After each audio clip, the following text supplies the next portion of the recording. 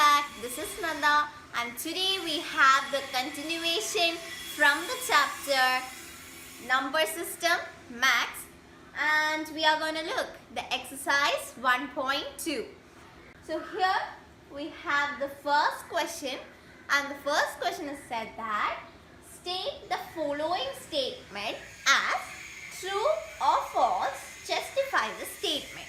So the question is, you have to state it true or false. Here I have given some questions here, and you have to write whether it is true or false, and also you have to justify that statement. Okay, write the reason. What is the reason? Okay, and here we have three questions. The first one is, every irrational number is a real number. Second one is, every point on a number line is in the form of root m, where m is a natural number. And the third one is, every real number is an irrational number. Every real number is an irrational number. So these are the three questions. So let us look on to their solutions. Okay. So the first question is, every irrational number is a real number. Every irrational number is a real number. Is it true or false?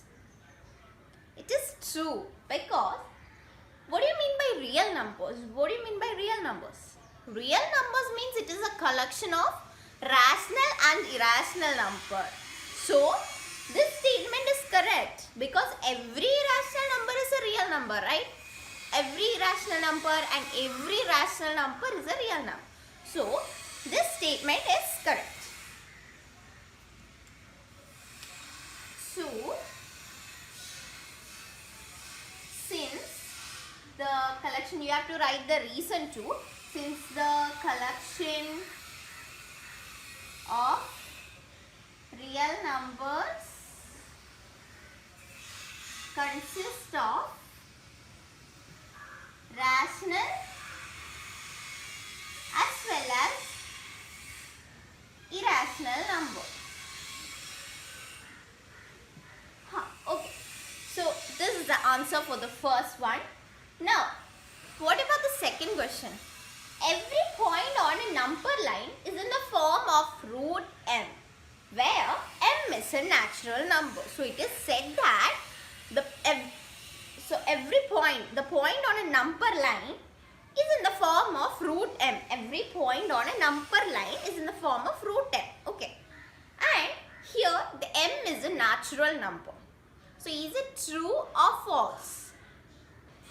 It is false, because every point on a number line cannot be in the form of root m. Okay, so it is false. False. Here the reason is, no negative number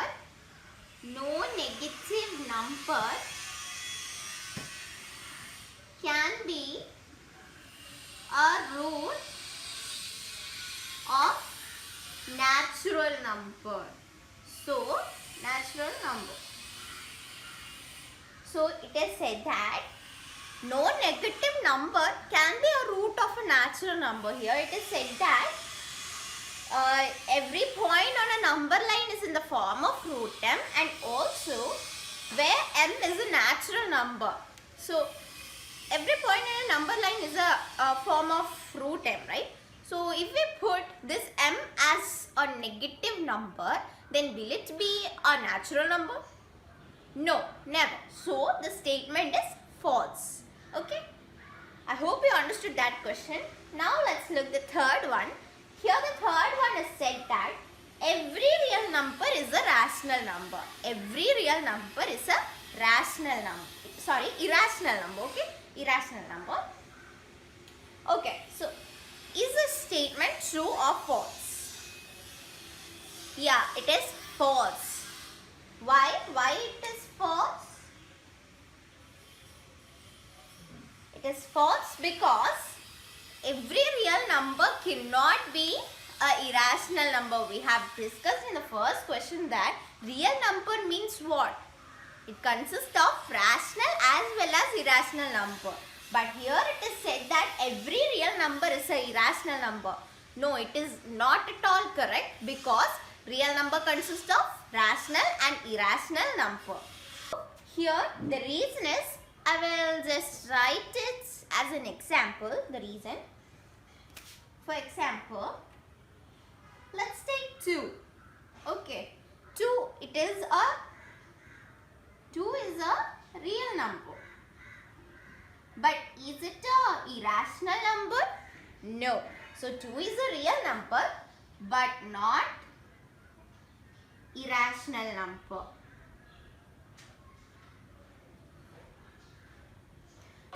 I hope these questions are clear for you. 3 questions. Now let's move on to the second one. Let's look the second question. And here the second question is said that, are the root of all positive integers irrational? Are the root of all positive integers irrational? If not, give an example of the square root of a number that is rational. So it is said that, it is asked that the square root of all positive integers, right? Is it irrational? And if not, okay, if not, you have to give an example and that square root of number should be rational. Okay, so let's look the solution for it. It is just a simple question. You can just answer it very fastly. Okay, so the answer is no. The square root of all positive integers cannot be an irrational number. Let me give you an example. First we have to write no, and if not, give an example. That's the second question. So the example could be, you can take root 4. Okay, root 4. And the answer for root 4 is equal to 2. So this 2 is a rational number.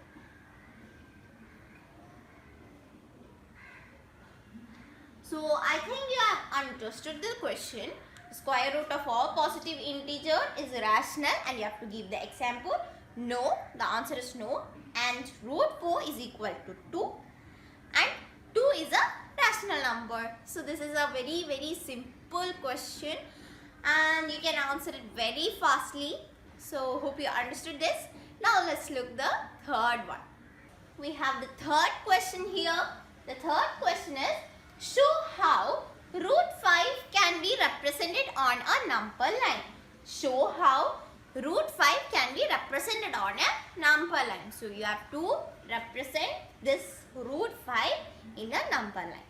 So to represent root 5 on a number line, what you have to firstly do? You have to draw a line, number line. Okay. So let's draw a number line.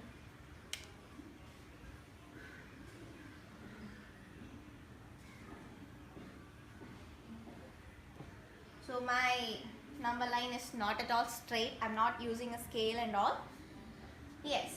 So here we have a 0, 1, 2, 3, 4. And here we have negative numbers. 4. So this is the first step. So this is the first step. So you have to mark all these digits by using a scale, and yeah, you should get correct 1 centimeter between 0 and 1. Okay. So firstly you have to do this. Second step is to draw a perpendicular line. You have to draw a line which is perpendicular to this line. Okay. So you have to draw a line which is perpendicular from this one. Okay, you have to draw from here. That is like this. By using a scale. Okay. So here we have 1 centimeter gap, and here also this line is 1 centimeter. Okay, we got this. Now you have to join 0, and we can mark here as B or something, B or A. Let us mark A. So it is A. So you have to join 0 to A. Now Now what you have to do is you have to find this length. Okay, the triangle, it is a triangle, right? So the triangle has formed and you have to find the base. Okay, to do that, what you have to do? So to do that, you have to apply the Pythagoras theorem. I hope you all know what is Pythagoras theorem, and I think you have studied that in last year. Okay, so what is Pythagoras theorem? Base square plus altitude square. The root of base square plus altitude square is known as Pythagoras theorem, and let's solve using that theorem. So I just solve here. Root of 1 square plus 1 square is equal to, what do you get? 1 square plus 1 square is 2 square, because you can write like this, and this is what you finally get while applying this Pythagoras theorem. So the answer here you got is root 2. Okay, root 2. So we have found root 2, and now you have to place this root 2 on a number line if the question is root 2. If it is asked to mark root 2 on a number line, then you have to use your compass and just place it here and draw an arc, and the point where you reach is root 2. Okay, but here the question is root 5. So you have to repeat this process again. You have to draw a perpendicular line to this. Okay, from here you have to draw a perpendicular line like this. That should be of 1 centimeter. And you can mark here, let's name here B, and you have to mark B and 0. And what happens? Again, you have to apply the Pythagoras theorem. So guys, while applying the Pythagoras theorem, what you get is, as I said, root of root 2 square plus 1 square, and you get root square is equal to root 2 into root 2, that is 2. That you all know, right? Okay, so you get root 2 plus 1, root of 2 plus 1, that is 3. So you got the answer as 3. So here the length here is root 3. Here is root 3, and again if it is asked, the question is root 3, just mark your compass here and just draw an arc. That's it. So like that you have to repeat the process. Again you should draw a perpendicular line, and that is of 1 centimeter. Join it and you get here as root 4. Again let's do like this and join, and you get root 5, and the point you mark is root 5. I just have roughly drawn it, and this is the answer for that. You have to draw using pencil, scale, and use all these things and draw very perfectly. Okay, so firstly we draw a number line, and we just draw a perpendicular line from 1, which is of 1 centimeter. Then we have joined OA, and by using Pythagoras theorem we got root 2. Again we repeated the process and we reached 5, and using the compass we have drawn an arc, and the point where we reach is root 5. That's it. It is very simple. If you understand the concept, it is very simple.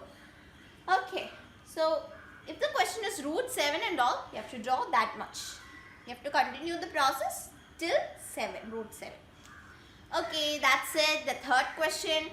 And the fourth question in our text, actually in exercise 1.2 we have 4 questions, and I am just explaining till question number 3, because the fourth question question is a classroom activity, and I request you to go through that question and just refer it. Okay, so that's it for today's class.